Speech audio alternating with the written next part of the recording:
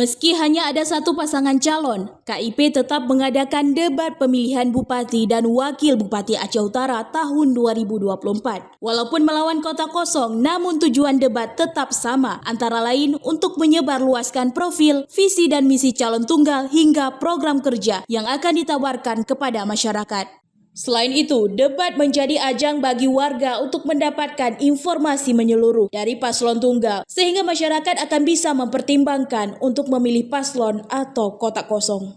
Dalam penyampaian visi dan misi, pasangan calon ini mengungkapkan rencana strategis untuk membangun infrastruktur yang memadai, serta mendorong sektor pendidikan dan kesehatan yang lebih baik, serta berjanji akan memanfaatkan potensi lokal, termasuk di bidang pertanian, perikanan, dan UMKM, guna menciptakan lapangan kerja dan meningkatkan perekonomian masyarakat Aceh Utara. Tapi berkenaan dengan Aceh Utara, tentu kami dengan Pak Bupati ke depan, yang pertama bekerjasama dengan pihak dinas terkait dan juga dengan semua stakeholder yang ada di Aceh Utara memperhatikan hal tersebut. Masalah nantinya kita akan membuat gugus tugas, membentuk gugus tugas, membuat rumah singgah dan sebagainya, termasuk spot gizi tersebut. Saya kira itu dalam perjalanan setelah menjadi Bupati dan Wakil Bupati Aceh Utara itu kita akan mencoba untuk memperbaiki sedikit demi sedikit berkenaan dengan hal tersebut.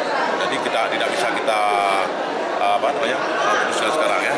Nah, jadi itu tentu harus berperhatian khusus ya, berkenaan dengan penyandang cacat, disabilitas, stunting. Itu tentu berkenaan dengan program nasional.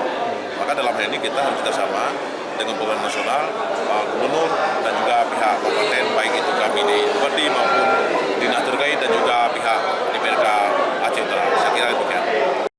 Sejumlah warga yang hadir berharap agar janji-janji yang disampaikan benar-benar terrealisasi, terutama dalam hal pemberantasan kemiskinan dan pengurangan pengangguran yang menjadi masalah utama di Aceh Utara. Selama berjalannya debat dan masa kampanye di Aceh Utara, belum ada temuan pelanggaran yang ditemukan oleh pihaknya.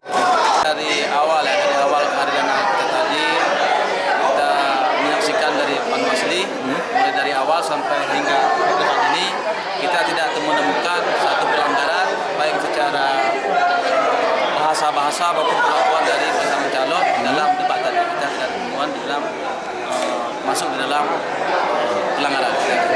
Ya, harapannya kami sebagai Panwasli Panwasli Aceh Utara, bahwa semua tumpuan dalam menyukseskan pilkada di Aceh Utara ini adalah tidak hanya tumpu kepada Panwasli Aceh Utara saja, tetapi kita mengajak seluruh elemen masyarakat, stakeholder, dan semua lembaga-lembaga yang ada di Aceh Utara dan dari LSM agar semua sama-sama mengawasi